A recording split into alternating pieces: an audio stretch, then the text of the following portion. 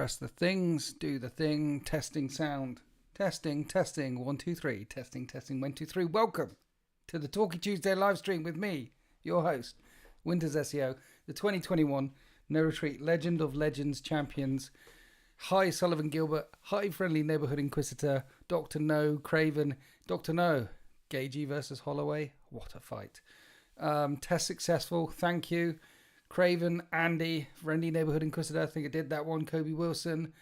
Jack S. Wood. It's Jack Wood, apparently, not Jack S. Wood. I mean, just like Woof Boot Chronicles changing his name to Stylus, Jack S. Wood just changed it to Jack Wood. What? Jack S. I mean, I know the Quez. The Quez is a silent Quez, but it's confusing the crap out of me every time. Anyway, hello everyone. Sorry for the late start this evening. How are we all doing today? Are we all okay? Hi, Swag. Swag is in the chat. That's not the gamer swag, is it? Your name is worth saying twice. You are pretty awesome. Good evening, Just Craig. You're on the final stage of your painting. 2,300 points of Sons of Horus in 8 weeks. Craig, why, Just Craig? Why do you do this to yourself? You don't need to. I mean, you're a legend. You're a legend for doing so much so quickly. Wow, indeed. I have the codexes, so I'm here to answer any codex questions that you might have this evening. Before then, we'll give you the update, where we are, what's going on. So the reason why I'm on a bit late this evening, Thomas, is because there's a guy who's often in the chat called Stuart Fields, Stuart F. We see him in the chat. Craven AMG, on the road again. America. There's a guy in the chat, Stuart Fields. You've seen him, the regulars. I know there's a few regulars in the chat. And he's from New Zealand. And we often take the mickey out of him because New Zealand isn't a real country. We know it doesn't exist. It's just made up and it's just on the internet. And you may have heard, the people who come here regularly, that he was coming to the UK with his family for 4 weeks.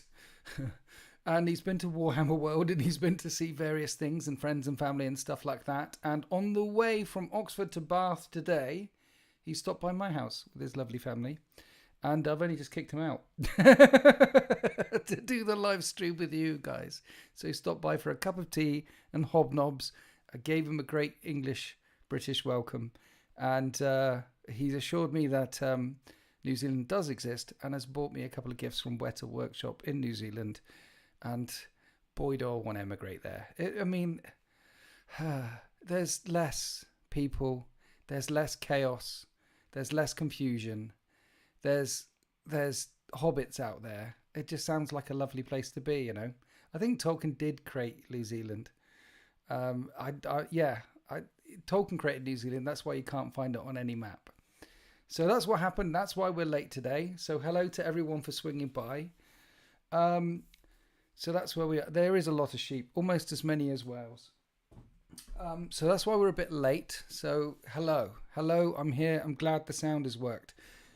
Catch up wise with you guys, you've heard I've done 35 Raven Guard Assault Marines. We did that, and then I was telling you I was nailing the 13th, and that I ordered another Redemptor Dreadnought and a couple of Gladiators to add to the 13th. Well, here is old Redemptor Dreadnought, which you've seen on the channel quite a bit. Here is new Redemptor Dreadnought, painted slightly differently with this bit more silver and white on top. The trick is with the 13th is with an army that you consistently paint over decades now, what I try and do is I don't make them all match. If the dreadnoughts look a little bit different, and if the guys on foot look a little bit different, and the guys in the vehicle, and if you get this consistent inconsistency with some of the panels and some of the plating and some of the helmets and some of the consistently inconsistent across your army, then over the decades as you add to it, it looks like you meant to do it that way, and it looks like one homogeneous whole. So I try not to get them looking exactly the same whenever I do it. So we've now got 2 Redemptor Dreadnoughts. And I smashed the 2 Gladiators as well. So the 13th reinforcements are coming soon. Having said all that, There is the last of the Monthax campaign part 3 coming out tomorrow, which is against the 13th. Obviously, haven't got these two in it. And then there's two 13th battle reports coming out in a row on Sunday and Wednesday. One on Sunday versus some people who came over from Switzerland, and then on Wednesday versus the second half of the people who came over from Switzerland. The first guy was Firstborn 13th, the second guy, Second Company for 13th. So lots of 13th videos coming out on Wednesday, Sunday, Wednesday. Sunday free for everyone. Wednesday is for tier 3 channel members and higher, and if it isn't for tier 3 channel members and higher, then there'd be no videos for anyone. So, well, if it wasn't for channel members. So thank you to all my channel members. Rob, thank you. Stop it now. Hello, Chewy. Chewy's in the house. But yeah, thank you to all the members who help keep the content flowing. The spice must flow. And you're taking the guard against the 13th tonight in an hour. Nice. Okay, Blood Buffalo, have fun with that one. Hi, Chewy. How you doing? Epic Votan. Do we think these codexes will last more than one edition? No. Codexes lasting more than one edition was a thing that happened before 8th. Codexes now are an edition at a time. The 8th rolled over into 9th, and then they reset it with 9th to 10th with the indexes. I think 10th will probably roll into 11th, and they won't do an index reset this time. And then they'll probably do an index reset every 2 editions. Who knows? The mind of Games Workshop, maybe there'll be an index reset at the start of every edition. Personally, if I was doing it, I'd have a hard index reset at the start of every edition, because I know it sucked for some Imperial Guard players to wait right until the end of 9th edition. Then they finally got their codex, and then 9 months later their codex was invalidated by 10th edition.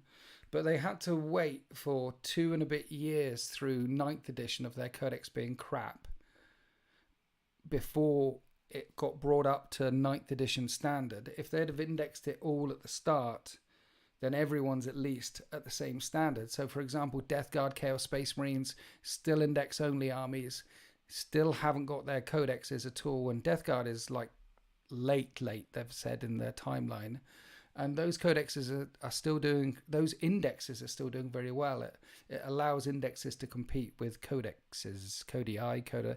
So I hope, from a gamer point of view, from my point of view, though everyone's entitled to their opinion, I hope they do an index reset every time. Winters, you're always smashing the pie. Thank you, Rob. You're a wholesome pie smasher and I enjoy you. Thank you, Rob. Please don't spam the chat, though, but you're a pie smasher too, mate. Cheers. Anyway, so that's where we are. We've done some tanks. We've done some Redemptor Dreadnoughts. Evening, Stuart. What are you, Stuart? Well, I just spoke about you earlier in the chat. This is the reason why we're late. Stuart Fields from New Zealand. He's here in the car on his way to Bath. Hello. He's now a member of the Mug Club, because you can't get the Mug Club in New Zealand. Actually, the Tech Priest got on it, aka my wife, and was looking at the YouTube shop to try and figure out how to set it up so it would sell to the parts of the world that it says it won't sell to. And we can't find, or I say we, she couldn't find, which means I could never find it, any way we could make that. It's a YouTube thing. It's a YouTube thing. But we've got 50 members in the Mug Club now. Technically 51, because Stuart Fields is in the Mug Club. So I'm putting up 51 up here. And if anyone wants to join the Mug Club or become a channel member, I would greatly appreciate it. You think they should reset every edition as well? Yeah.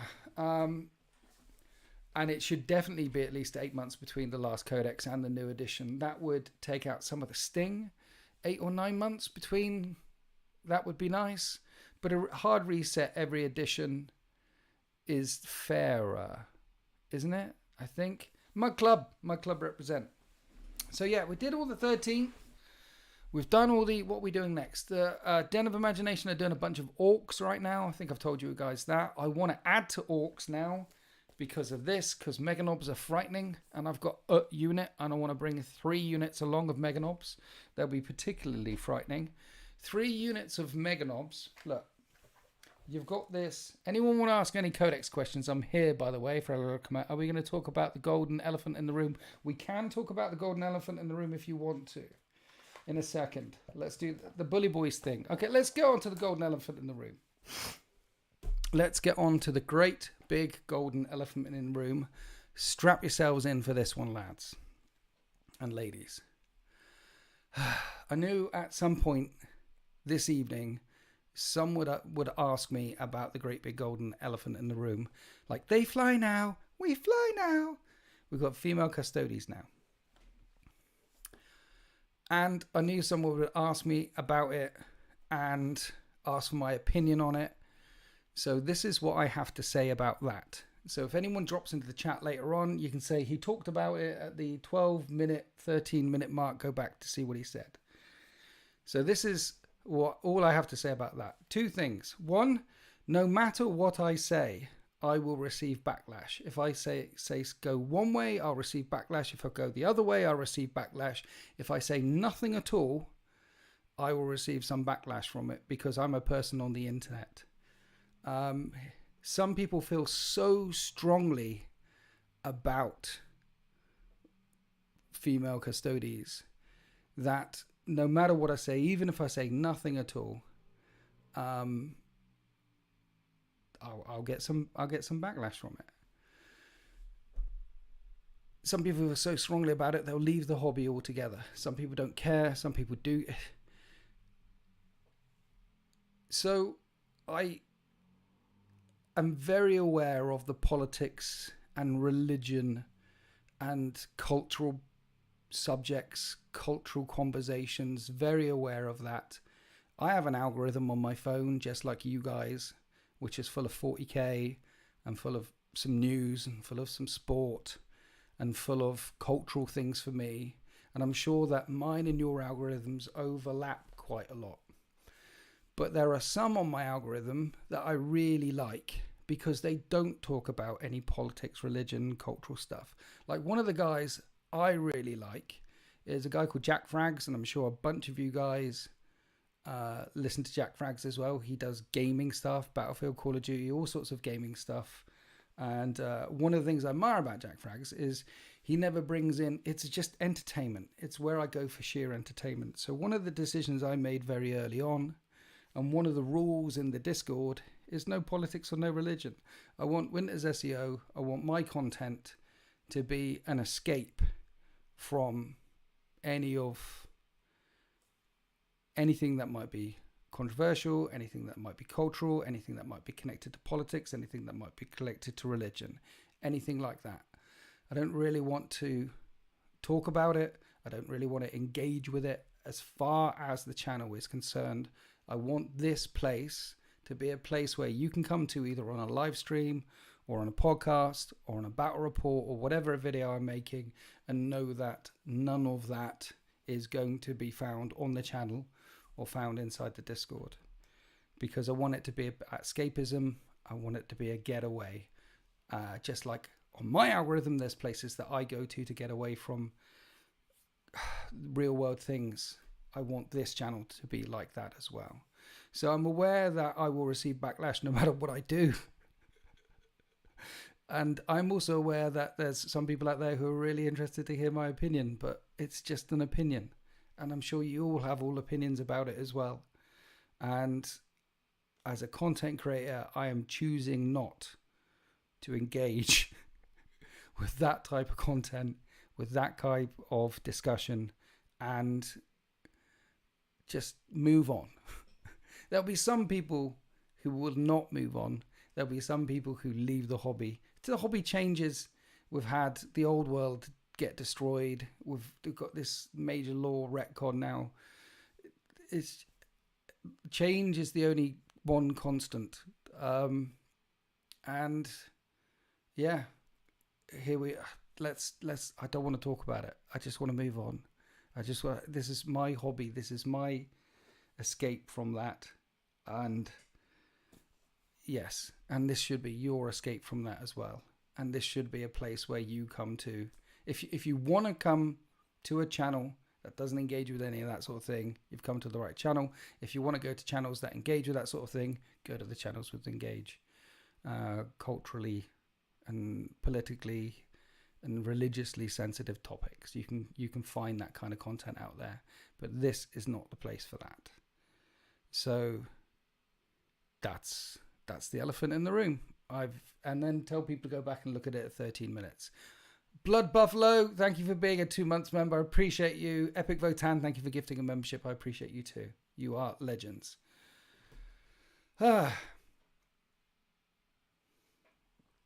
Is there a lore explanation why there is that? No. Change is the only constant. Yes. Yeah, I mean, like some people are putting in the chat their opinions about it. What's my favorite color? I don't have a favorite color. Would you? Yeah. Colors. I don't have a favorite color. So that's the elephant in the room discussed. I have the codexes here. However, if people want to talk about the gaming side of things inside the context, inside the codexes, and if anyone has any gaming related questions about what does this do now and what do I think about that. So one of the reasons why I want Mega Knobs is because there is the Bully Boys thing in here. Blood Buffalo, thank you for your donation. I really appreciate you. Thank you. Money for being above the noise. Glad to move on. I don't know about above it. It just, as a content creator, you have to decide. And I love Jack Frax. He doesn't talk about anything, even when there's things blowing up, and it's just, that's where you go for escapism, and that's what I want to have here. Anyway, Bully Boys, you can call the WoW twice, and it only affects knobs and mega knobs. And when the WoW is in effect, mega knobs is for 4-up and vulnerable, feel no pain.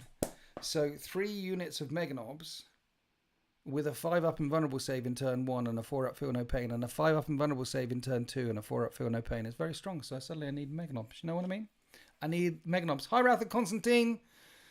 Do you think the negativity around Custodes nerfs is justified? Yes, I do think the Custodes Codex is a bit of a downgrade. They've lost. So the ability to so previously, Martial in close combat, Custodes could be -1 to hit. You got 3 Katars, -1 to hit, sustained and lethals. They've got rid of the -1 to hit. Now it's just sustained and lethals. So that means they're not as good as mitigating damage reduction. And then the other side that they had to mitigate against damage reduction was the feel no pain against devastating wounds, mortal wounds, and they've got rid of that too. So they've lost an amount of damage mitigation there. That's quite significant. And the Blade Champion lost Fight First, or had the ability for Fight First, and Trajan Valoris had the ability to Fight First. They've lost that as well. And Fighting First, again, is a good bit of damage mitigation. So the codex is the amount of damage mitigation in here, the amount of resilience in it, they're less resilient than they were before. I feel like their output has gone up a little bit with some of the tweaks here or there. Having said that, I would expect to see a points reduction in Custodes around an effect of 10 to 20% when the points come out, because these are still on pre-order. When do they go live? Do they go live this Saturday or next Saturday? Is it this Saturday they're live to the whole world, or next Saturday they're live to the whole world? I forget when. But when that happens, I expect to see points changes from the Warhammer community website straight away, because boys on Squigosaurs, what are they called? Squighog boys. You can't run them as listed in the codex right now, because the points for the Squighog boys on the Warhammer community doesn't match the unit layout which is represented in the codex. So it has to have a change by the time this codex goes live. And I expect to see the Custodes have a points change. What could happen is they don't get a points change, or get a very minimal points change when the codex drops, and then we're stuck with smelly Custodes being a bit sucky for about 6 months until the second wave of points changes come in line again. Having said the nerf thing, see, the nerf, when you say nerf and good, there's a reason why something costs 1,000 points and something costs 100 points. The reason why something costs 1,000 points and this costs 100 points is because this is 1,000 times better than that. And if this is only 50 times better than that, then it should be 500 points instead of 1,000 points. Points are there to balance the thing. So it feels like a bit of a nerf with their current points. That's why the points need to come down. If the points come down, then it isn't a nerf. If Custodes had all of these rules and they were AdMech points, then they would be winning 99 out of 100 tournaments. Because points.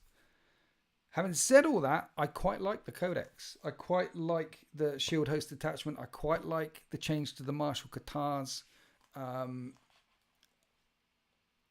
not entirely excited about the Witch Seeker one.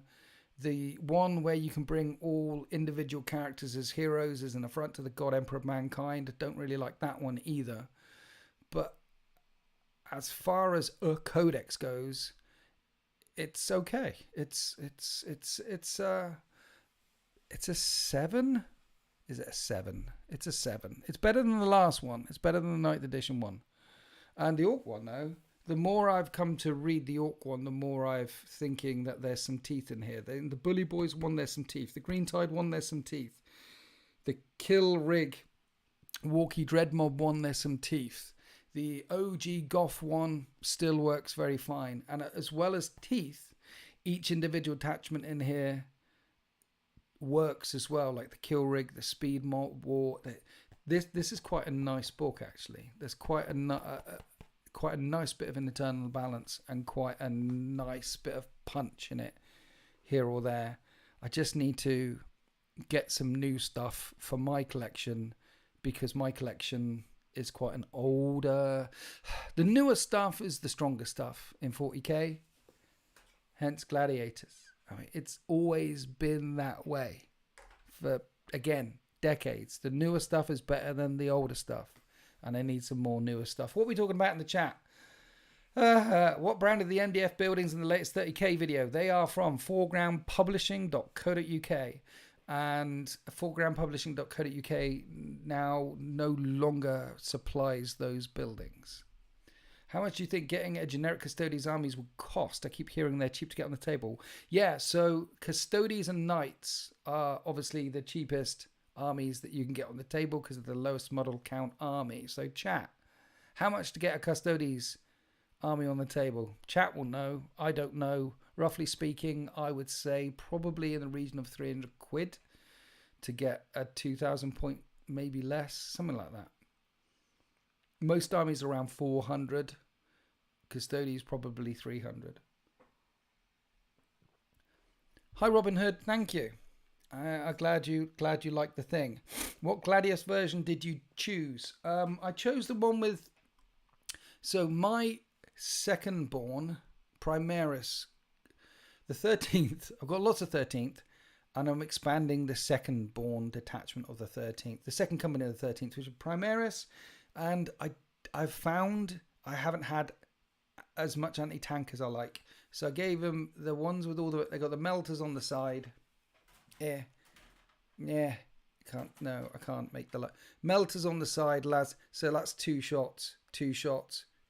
You know, two shots with some good high damage anti-tank weaponry there, basically. Two of them, because I needed more anti-tank, more damage output in the 13th. Hence the second Redemptor Dreadnought as well.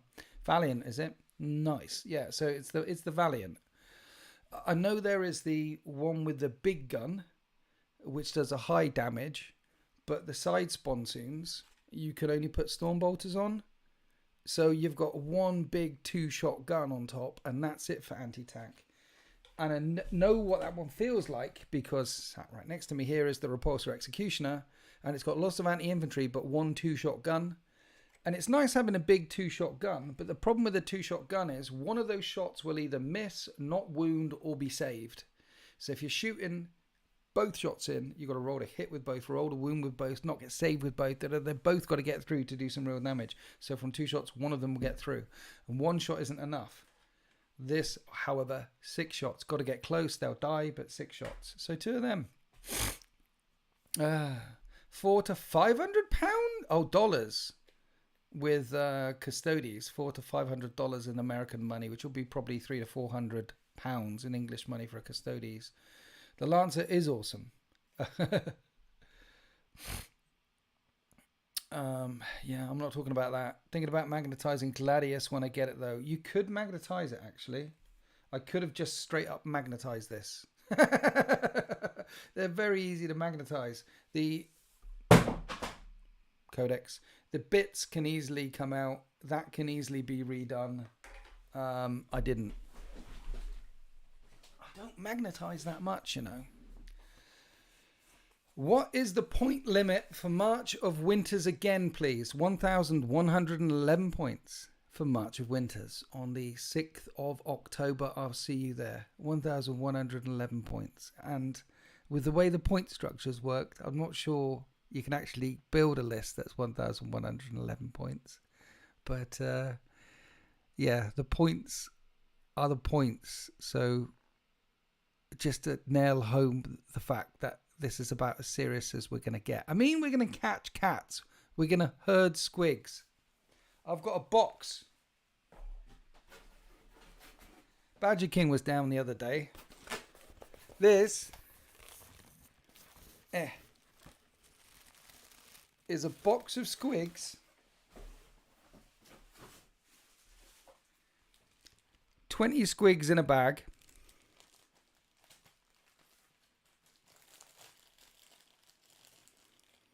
1,000 squigs, no less, on little tiddlywink bases.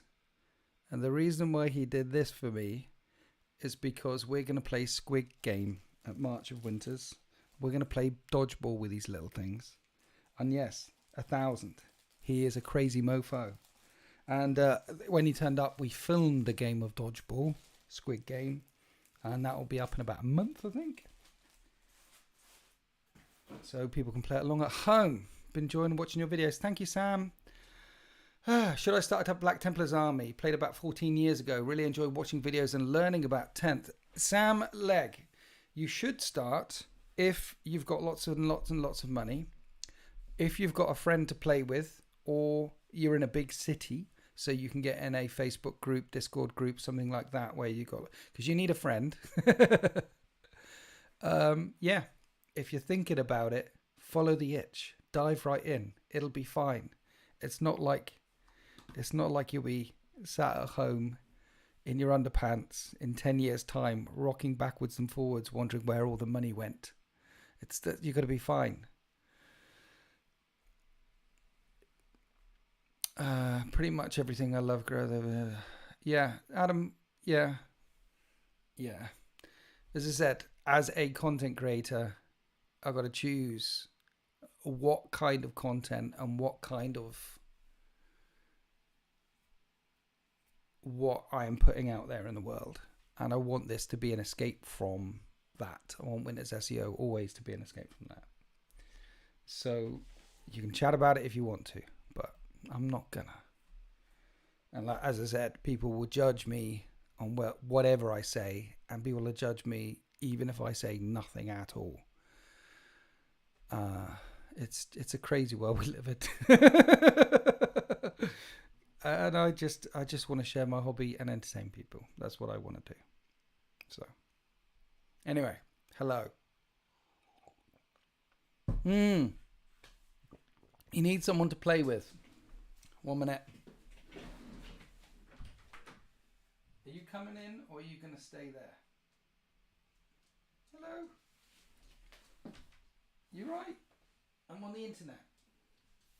You're not going in the wardrobe.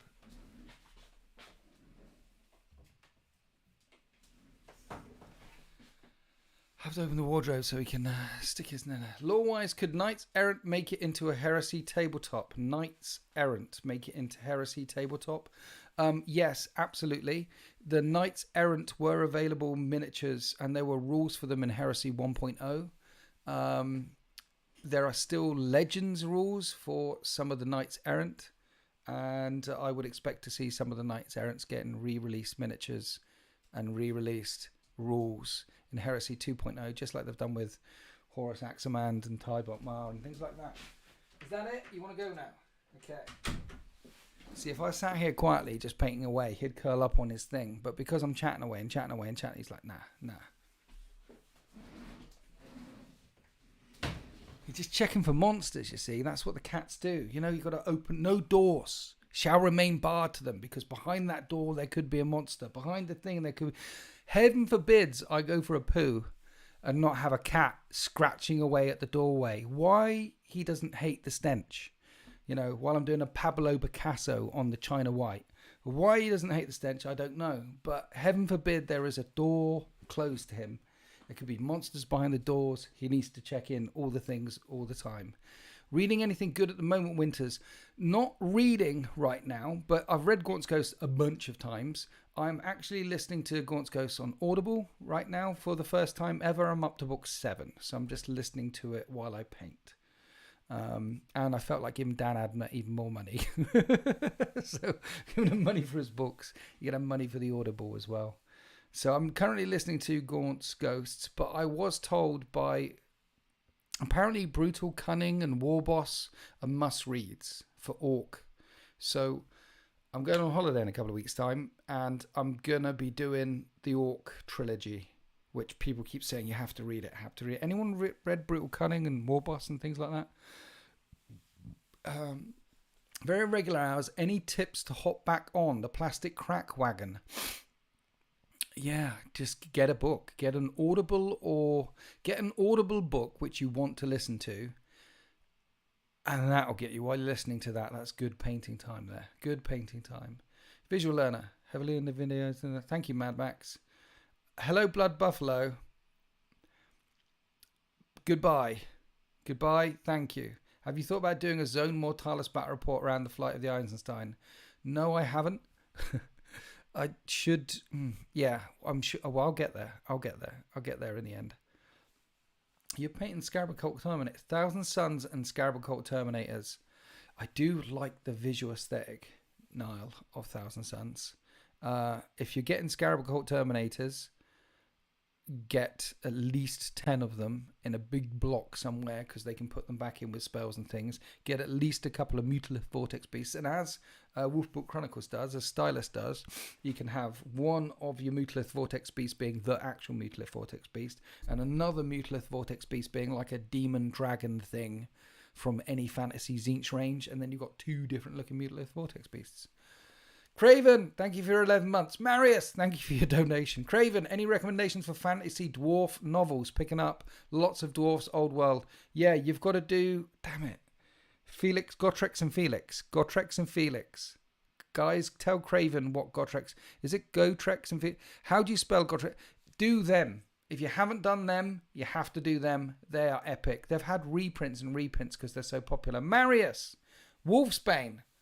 Yes, Wolfsbane is a good one. I like Wolfsbane. What did you think of it? I thought it was a good one. Don't want to talk about it too much because it is actually a really good one. Yeah. Yes. Yeah. I like the Vengeful Spirit book, and I like Wolfsbane. I like both of them. Yes. After Imperium Secundus, so in between the first trilogy of the Horus Heresy novels and Imperium Secundus, because what happens is you get the original trilogy, and then you get the ending, and then in the middle you get the Imperium Secundus stuff. So it pulls together with Imperium Secundus and the Pharos and all of that in the middle. And it pulls together, obviously, at the beginning and end. But in between the middle and the beginning and end, it splits off and goes all over the place. And between the middle bit and the first bit, there's a ton of good books where it's going off all over the place. Like Mechanicum's really good. The Outcast Dead is really good. Betrayer is really good. The First Heretic is really good. Nemesis is really good. There's a bunch of books there that are really good. Flight of the Eisenstein, after the first trilogy, they're really good. After the Imperium Secundus to the Solar War, there's not as many really good ones in the second half of the Heresy, but Wolfsbane is one that's really good. The Moloch story, Vengeful Spirit, really good. Harder to find really good ones, though. There's more of them pop up earlier. The Ragnar series was amazing. Gaunt's Ghost on Audible is amazing. Toby Longworth forever, yes. A friend of mine recommended that series as well. Currently know very little about Wargaming Fantasy, but very drawn to what I've learned so far. Yes, Gotrek and Felix. So the way to think about it is there's Gaunt's Ghosts they've been republished. You can still, people still talk about them to this day, and I'm sure they did a Gotrek and Felix. There was another new novel or another republish or another omnibus. That's the word that happened only recently. It's by far and away the most recommended, the most recommended fantasy series that I hear. What would I like to see in the next Heresy supplement? What would you like to see the next Heresy supplement be based around after Beta Garmin? This is where they have got Beta Garmin right. So good answer to that is we've got the Beta Garmin Heresy supplement, right? Boom, good. Ace. The Battle for Beta Garmin. Where is the Istvan book? I want the Istvan system where they cover Istvan 3 and Istvan 5. Where is the Solar War campaign book? Where is the Battle for Kauth campaign book? Or instead of, if Kauth is too restrictive, because that's only 2 legions, making it the Shadow Crusade, the whole battle for Imperium Secundus, for the 500 worlds. So then you can have World Eaters in it as well. There's some Night Lords. There should be the Shadow Crusade. There should be Istvan. There should be Prospero Burns. There should be the big Talon. Boom, should be done. Not these exemplary battles in the Age of Darkness where they do a bit here, bit there, bit there, bit there, and it's split off all over the place. I mean, imagine if they did a Horus Heresy campaign book for the Istvan system, which covered Istvan 3 and Istvan 5. They would sell shed loads of those books with a couple of the new name characters that we haven't seen yet, like release a Garrow model, release a new Khan model, you can, whatever. And then if they did Solar War, how many of those books would they sell with new? I mean, they could do Solar War Part 1 and Part 2 with corrupted legions and new rules for corrupted legions. They would sell a shed load of them. Instead, we get exemplary battles in the Age of Darkness, and it does a bit here, bit there, bit. No. Beta Garmin, Titan Death, boom. This is good because of that. You know what I mean? Yeah. Have you ever played against a MAGA Swarm Tyrannid Zerglis Winters any good? I have played against some Mega Swarm lists in my time, yes. I remember having a game with Striking Scorpion back in the day, and that was like one of those 10,000 point games, and there were a shite load of Tyrannids on the opposite side of the table. That's probably the biggest one. Actually, no. Back before I was a YouTuber, we did like we've all done those 20,000 point games, those 40,000 point games. I remember playing some really big ones then. When you play against Mega Zerg, so what it actually comes into is a very, very, very, very long game. If you're playing a really big game with 10,000 points, 20,000 points, 10,000 points, you need at least 2 people aside. Over 10,000 points, you need at least 3 people aside. So when it comes to the movement phase, all the moving can happen at the same time. When it comes to the shooting phase, all the shooting can happen. And you need multiple generals. It is awesome to see, but towards the end of the game, it can get very, very long. One of the things I've found is if you're playing really big games, is to bring in quite a bit of environmental damage as well, like mortars coming in from a long way away, or minefields blowing up. Or I do like the apocalypse rule that I've filmed in a couple of battle reports, which is you got to bring full units of stuff. And if your unit is reduced to less than half, so if you have a 10-man unit and it's reduced to 4 or less, or if you have a squadron of 5 things and they're reduced to 2 or less, then you pick up the remaining models. So you don't have buggy there, or 3 men over here and 3 men over there running around all over the place at the end of the game, because towards the tail end of the game, that stuff takes a long time. You've got to have a way to mitigate against that. So picking up under strength units is a good house rule, or bringing in some environmental damage is another good house rule to help mitigate against the length of the game. Mega, not MAGA. Yeah, I got you. Badger King is in the chat. Hi, Badger King. I showed off your squigs earlier. Thanks for coming down. Are there any pretzels left? Yes, thanks for the pretzels. Are there as many pretzels left as there should be at this time?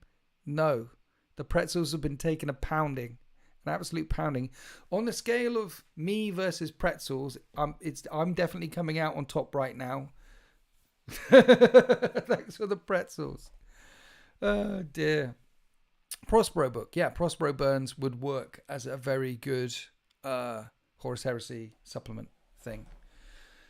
So has anyone got any rules or units questions specifically about the Orcs and Custodies? Is there anything that you guys want to know, or have you all just smashed the crap out of the Auspex Tactics videos so you know everything anyway? Because that guy is analytic. He'll tell you all the things.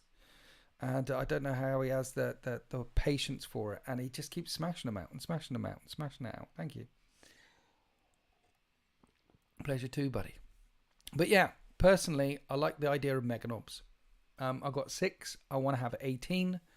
One led by Gaz, one led by a Warboss in Meganob armor, another, and just boom. I mean, that's only about 900 points, sorry. If you had 3 full units of Meganobs with a character, and went boom, which leaves you over 1,000 points left to do some other stuff with. But that would look cool. That would look really, really cool. Triple units coming forward. And you could weaken it down with some other stuff, or make it as mean as you want with some other things as well. Will 3x6 killer cans be great or really great? 3x6 killer cans would be okay.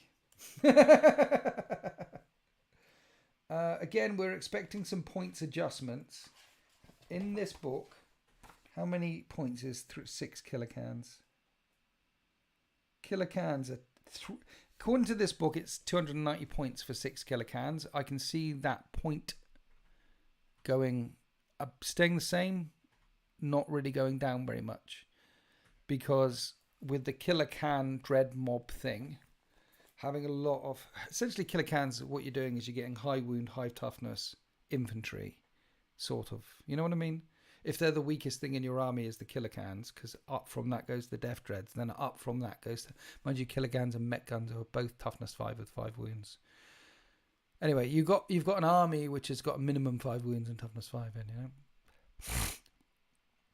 You're taking your Heresy Force. What are the Crusade rules like in the Orc new book? I don't know. I honestly, every time I get this, I skip over the Crusade rules.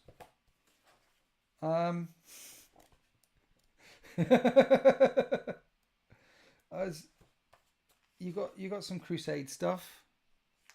You got some Crusade data sheets. Isn't it weird that there's 2 types of data sheets? There's like normal data sheets and Crusade data sheets. I know they're Combat Patrol data sheets, aren't they? The Crusade stuff is at the back. That's the Crusade stuff. Here's the Crusade rules. Launching the War. Orc eruptions. Requisitions, agendas, battle tricks, custom jobs, Crusade relics, and that's it.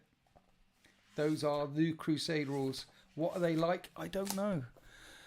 I mean, does anyone actually read the Crusade rules? Anyone? Bueller? Anyone?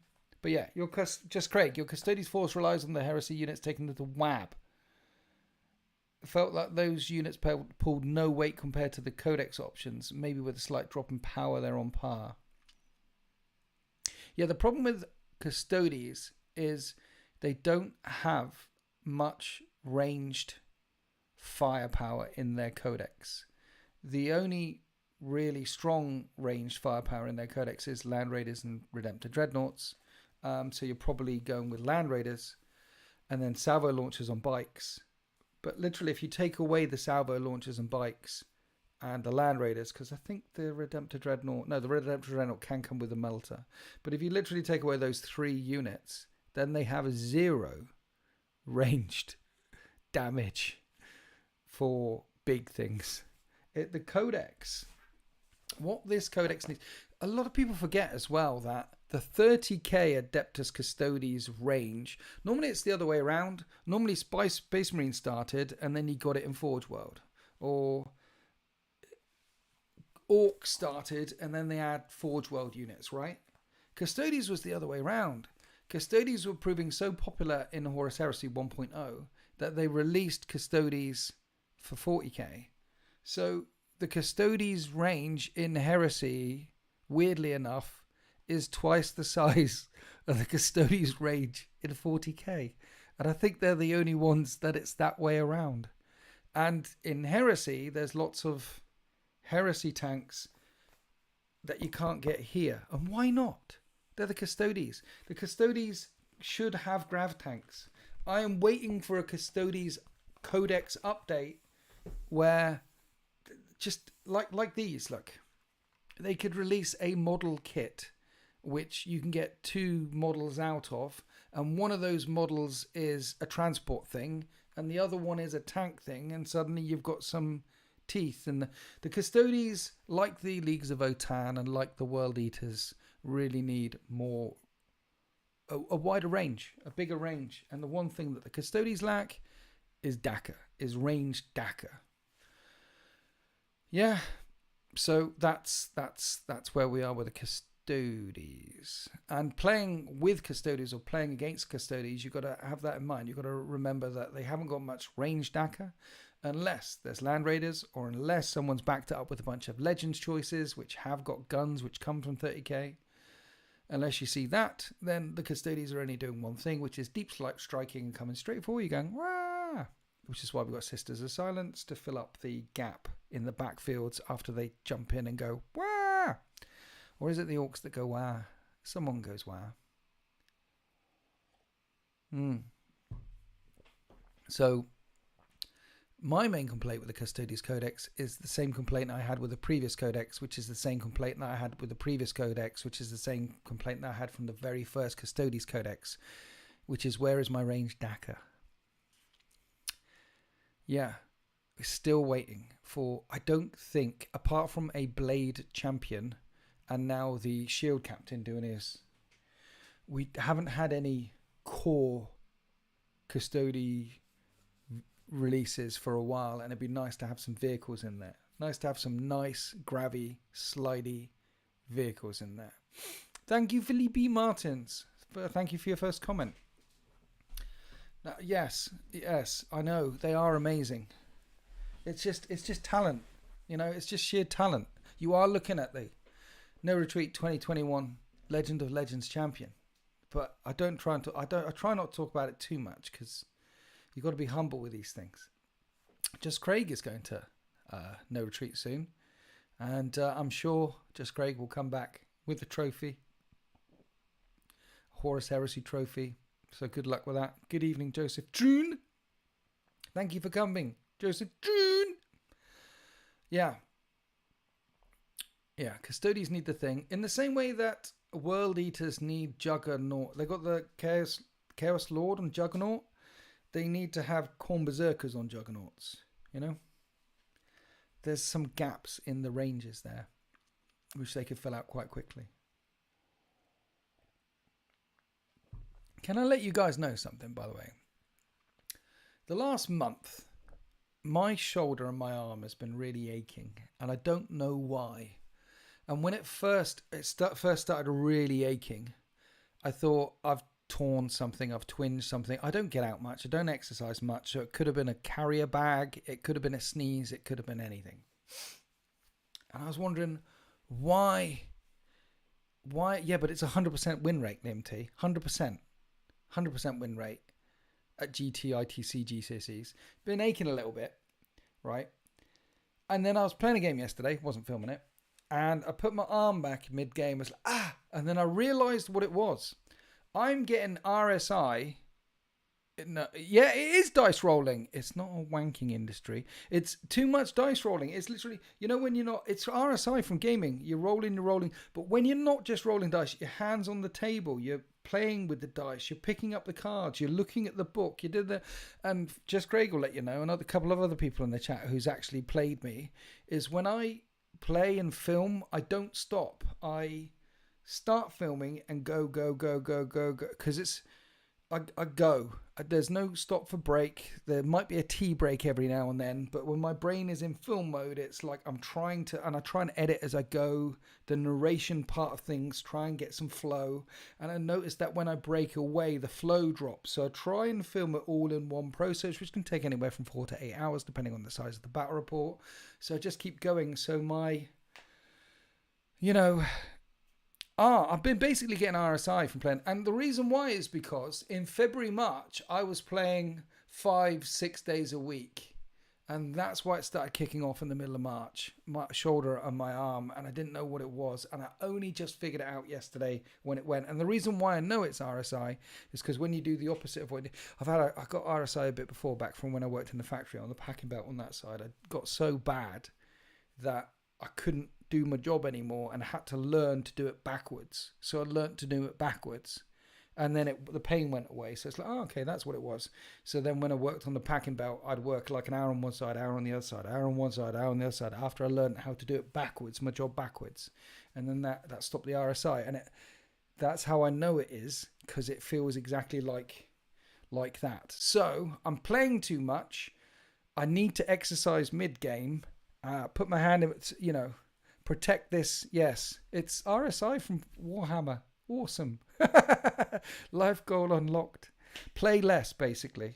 Like, I'm playing 5 days this week and only filming 2. And next week, Sultan on that one, Grey Knight on that one, Just Craig, I'm seeing you, and we're not filming that one. So yeah, 5 games next week and only filming 2 of them. People ask me, hey, do you get tired of this hobby?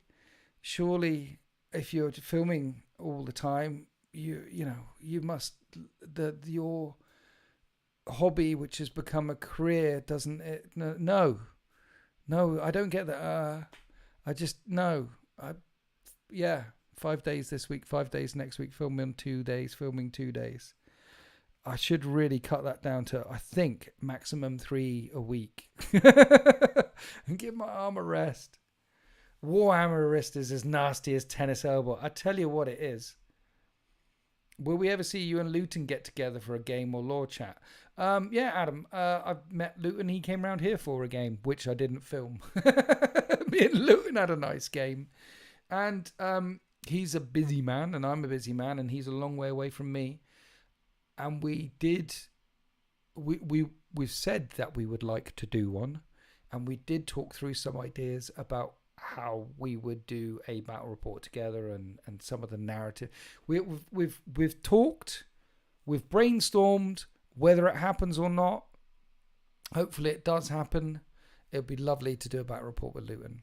He's such a pillar of the Warhammer 40k community on YouTube. The YouTube space would be a much darker place if Luton wasn't in it. Because yeah. RSI is better than a KO in the UFC 300. I know, right, Jackers? That was a good one. Max Holloway site and Max Holloway versus KG. That was a good fight. Some of the prelim fights were good as well. Yeah, very much enjoyed. I mean, it was always going to be a good one, The 300. This is Sparta. Have you tried anything, Shattered Legions, or anything with the new Horus Heresy stuff yet? No. Not yet. Even though I do like this book. Because what it is a book will come along, right? And you've already got your projects. You're not going to suddenly, like I got Constantine Valdor sat up there. And 6 Terminators. That's part of the project, right? And Constantine Valdor and 6 Terminators with a teleport home is 1,200 points. For 7 dudes. So I've got to do them before you. What I do with my thing is to help keep the pile of shame down. Is I hit the thing, like I told you guys weeks ago. Once I've done the 35 Assault Marines for the Raven Guard, then I'm gonna do some tanks for the 13th, and boom, finish them today. Some Gladiator Valiants for the 13th because I need the anti-tanks, and then. So I have got some ideas about some Black Shield companies in this, but thereafter I won't give you the list of stuff. There's a long list of stuff that I want to do before I get on. I'll get there.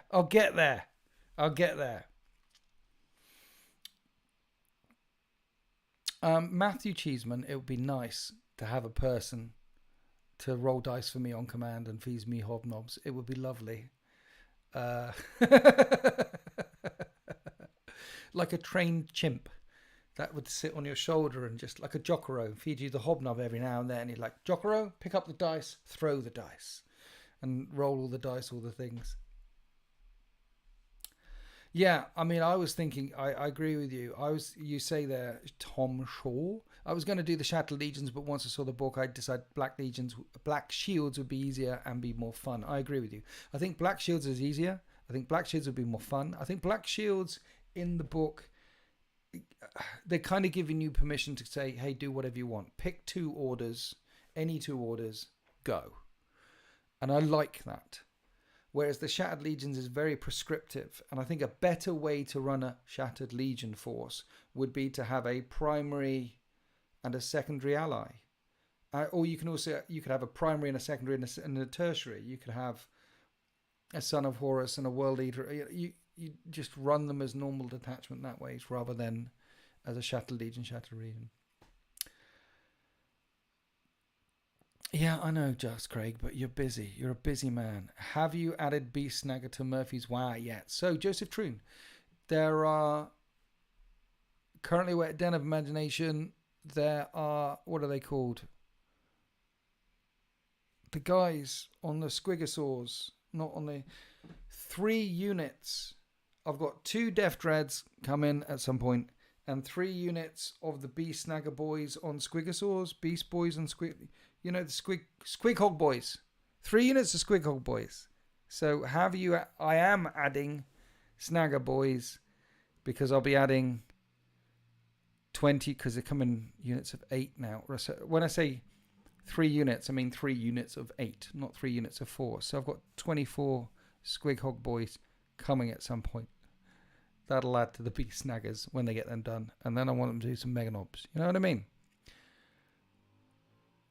Does the dice roller position pay well and have prospects and a pension?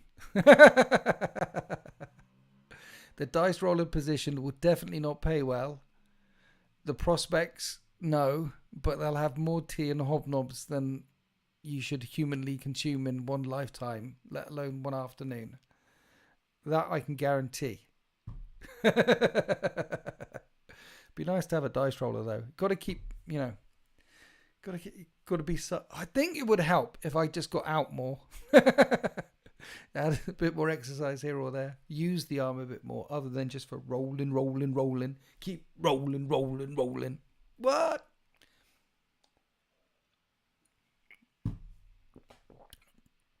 How long were we going for? Nearly an hour. Any questions? You guys are so nice. You haven't had any specific, hey, tell me what this unit does, and hey, has this weapon changed, or hey, no, you're so nice. Because I've been in chats in the live streams before where people are like asking and what's this, and it's hard to keep up spilling all the beans, but you guys are like, no, we're content. I know everything I need to know, and I'm happy with the things. Probably because you saw Auspex Tactics videos, which told everything, and my video, which I'm thinking about doing my Codex reviews a little bit differently, because by the time my stuff actually gets out there, everybody knows all the things anyway. So I'm thinking about putting a bit more opinion into my Codex review ones, and a little less detailed breakdown. When will we see your custodies again? I need to run them on the table. So here's the thing. I've got about 3 or 4 weeks worth of content filmed. Because I had a crazy February, March where I was filming a lot and playing a lot. So even if I filmed a Custodes thing tomorrow, it's still going to be 4 to 6 weeks before you see it. So minimum 4 to 6 weeks away is the answer. How do the Custodes bikes look? Exactly the same as the old Custodes bikes. I don't think that datasheet changed whatsoever. I'm looking to build a Custodes bike army. Oh. Yes. The Custodes book will be getting a points reduction. So I would build a they're quite expensive. See, the thing about Custodes bikes is they're a nice idea. They got Lance. And they've got the mobility to get from A to B. But Custodes have deep strike anyway, so they're not short of mobility. It's the redeployment mobility.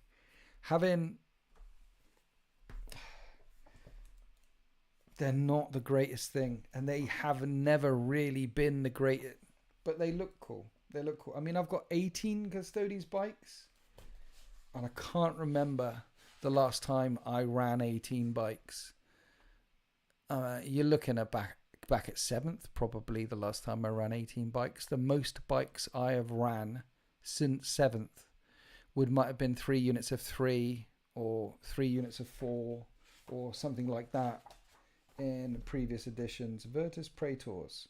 See, right now, before the points changes, 2 models are 200 points, 3 models are 300 points. You can't even run 18 bikes anymore. Virtus Praetors max out at 3 models.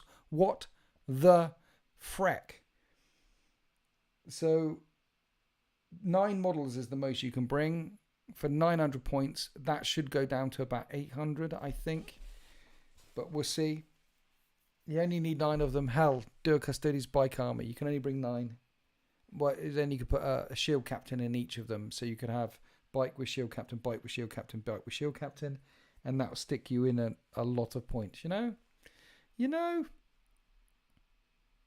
There's a heresy army with Custodes in them might just become... Yeah, I know. I've got to do my heresy as well, just Craig, yeah. Do you think the Mechanicum teaser is a Legions Imperialis faction, or will they actually be doing something for the main Horus Heresy game? If I had to put money on it, I would say it's for the main Horus Heresy game, because we've got Solar Auxilia now in Heresy, and so I'd be highly surprised if it's for Legion Imperialis and not for Heresy. They're doing Solar Auxilia, we're going to get Mechanicum. It's very... So bikes are viable and will be fun. No, they're not viable and they won't be fun. It would be cool if the other Chaos Powers got Demon Engine type vehicles like Death Guard. I know, right? Yeah, so that's another gap, Alan Goffrey. We were talking about codexes that have gaps in. So the Death Guard have got Plague Burst Crawlers, Mephitic Blight Haulers, drones. There's 3 unique Death Guard vehicle types, demon vehicle types.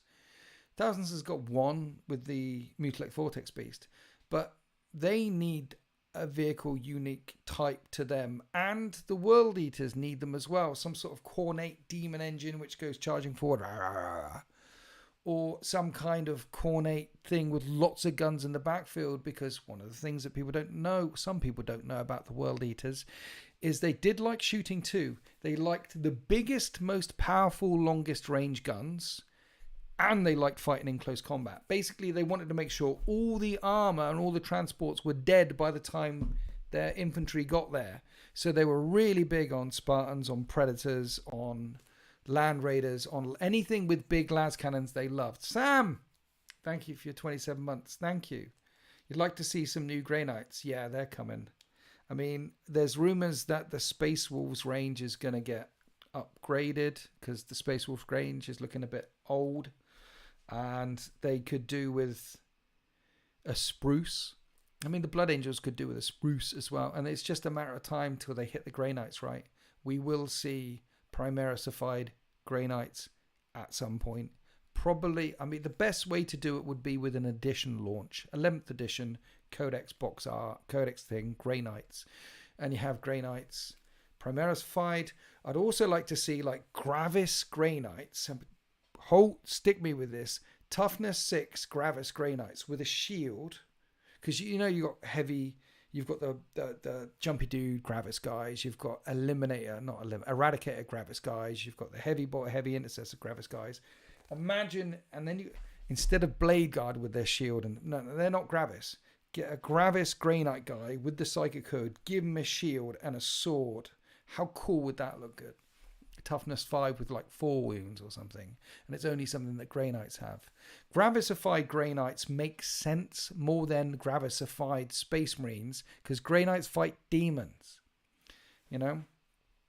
And then, of course, an updated version of the baby carriers. And the Grey Knight Codex is still okay.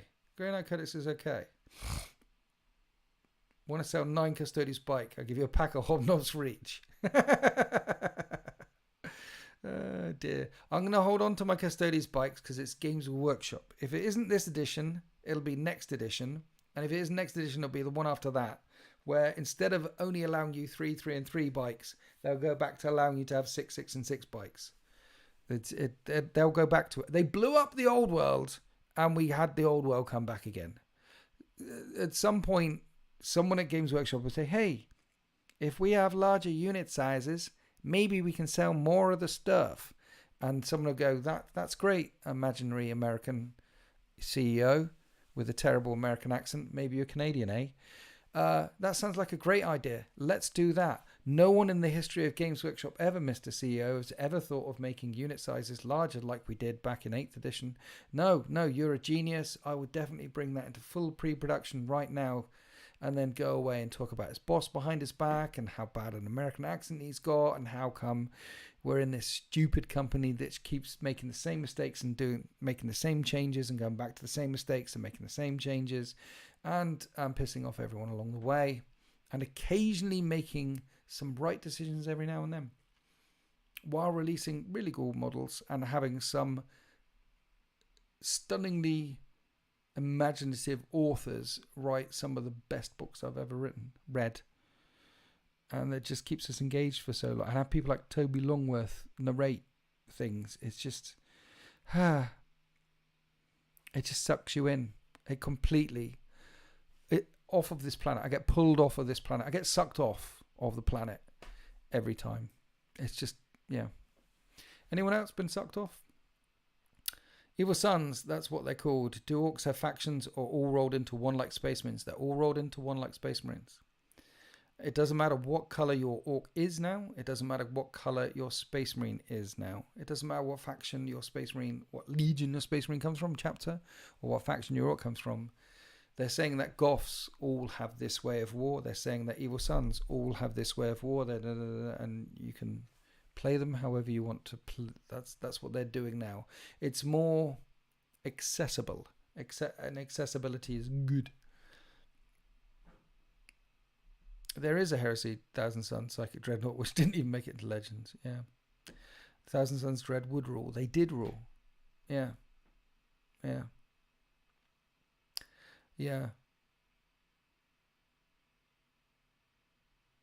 I'm looking forward to a Grey Knight update.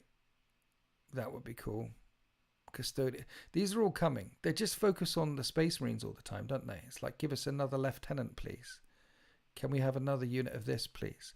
They've gone through the entire Space Marine range. They've updated the Dark Angel range a little bit. The green ones are the best, absolutely. Better than the purple ones. They've updated all the Primaris.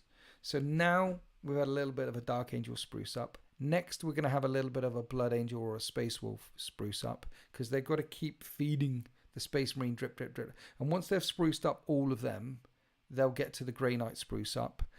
And then once they've done the Grey Knight spruce up, they'll do the Custodes spruce up. In the meantime, drip feeding us with some Xenos stuff here or there. And by the time they've spruced up and updated all of the sprues through all of the factions for all of the different Space Marine colours and frisbees and flavours, once we finally got to the very end of the Custodes line in 10, 15 years' time, then they'll go back and do Space Marines again.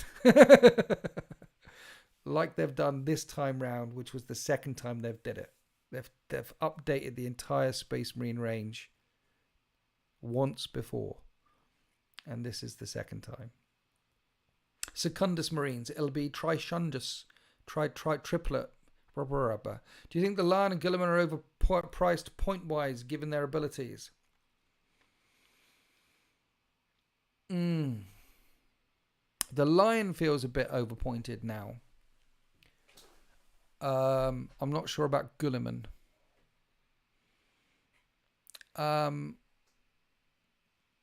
The answer is probably yes, because I want to say that Because if you saw them in tournaments lists all the time, then you know they're underpointed. Because people are putting them in tournament lists all the time. So they're not underpointed. Because you don't see them in those sorts of lists. But yeah, the Lion feels a bit... The Dark Angels players are a bit sad panda, aren't they? It wasn't the best thing that happened to them. So they're a bit upset. So we've got to leave them, give them some time for the wound to become a scar. Do they need a buff? Here's the thing. Here's my view on Primax. So we've got Guilliman, we've got the Lion, right? And in the future, we're going to have the Khan, we're going to have Korax, we're going to have Vulcan, we're going to have Leman Russ. Here's my thing. If there is one model in the whole of 40k that should always have like a flat 3-up invulnerable save, make it Primarchs. Give them all a 3-up invulnerable save. Give them all a 5-up feel no pain. Give them all the ability to either recover wounds or -1 damage. You know, like Catans can do. Because Primarchs aren't human. They got a little bit of warp stuff in them. One of them had wings. One of them could go invisible. One of them saw the future. They're not all there. I mean, Magnus the Red, when you read his descriptions before he was chaosified, he wasn't even corporeal. He was a bloaty ball of gas sort of thing. I'm down with Primarchs. It doesn't matter if they're like 800 point model, whatever. I'm down with Primarchs being absolutely badass in games, regardless of whether I'm playing against them or with them. I'm happy for someone to put down Lionel Johnson on the other side of the table, me to go, oh my God, he's got a 3-up save, a 2-up feel no pain, a -5 damage. He recovers. I'm never going to kill Lionel Johnson. He's 17,000 points and he's there along with the rest. What am I going to do? I'm down with the fear factor of a Primarch running across the table, because then as a player, you're like, okay, I just avoid him or at least screen out the expensive stuff. I don't want him touching any of this stuff down here, so I'll feed him a Rhino, I'll feed him 10 Intercessors, I'll avoid it as much as I can, and then feed him the light stuff and try and keep him away. And I'm down with Primarchs being expensive, unkillable things, and it'll be rare when they actually die on the tabletop. I want my Primarchs on the tabletop to be scary AF. I want them to be that scary. I'm down with that, but that's my personal opinion. You guys might want to kill them because you're all heretics and traitors. They don't feel great given what they are. No, Adam, they don't. Limit wounds lost per phase. Not Yeah, there's lots of things you could do. You have to have a chance to put them down, yes. Okay, there's got to be a chance. But I'm thinking about, wouldn't it be nice if Primarchs were scary, like proper scary? Okay, like they're like 300, 250. Imagine if Primarchs were the same points as Knights, 450 to 500 points. Imagine if they were that. And Guilliman cost 450 to 500 points. Lionel Johnson was 450 to 500 points. The Lion Korax when he comes back, Vulcan when he comes back. Imagine if that's you know that a Knight and a Primarch were about, because in the lore, if a Knight goes up against a Primarch, the Knight's losing every single time. I want my Primarchs to be harder than Knights, and just points cost them appropriately. They'd be epic that way. Also, if you make them 500 points, you'd never see them in tournaments because none of the tournament players would bring them. But you'd see them in narrative-friendly games all the time, like you see Knights in narrative-friendly games all the time, because they're 500 points and overpowered and really punchy. You know what I mean? Magnus is scary, but you can take him down perfect. Yeah, like Magnus and Mortarion, Demon Primarchs are more pointy and more scary, and you can take them down. Yeah. Make Demon Primarchs 550 to 600. I want my Primarchs to be scary. That's all I'm saying. I want them scary. I want someone to put a Primarch down on the other side of the table and me to go, oh. In the same way when someone puts down a Knight Castigator on the other side of the table or a Knight Lancer and you go, oh. You know, I want that sort of, that's a Primarch. That thing was invented and warp magicited, fiddled around with by the Emperor of Mankind. That man was fiddled by the Emperor. That's what I want to think when I stare at a Primarch. The line is a bit scary in 30k.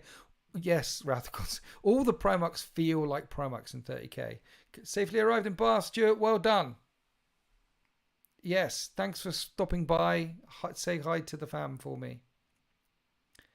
I'd rather be chopped in half by the lion and zapped by the Necron. I know, right? If I got chopped in half by the lion, I'd be like Deadpool in talking to Juggernaut in Deadpool 2. Like, when he gets ripped in half. Like, oh, please cut me in half. The lion. Hi, Sam Vigi.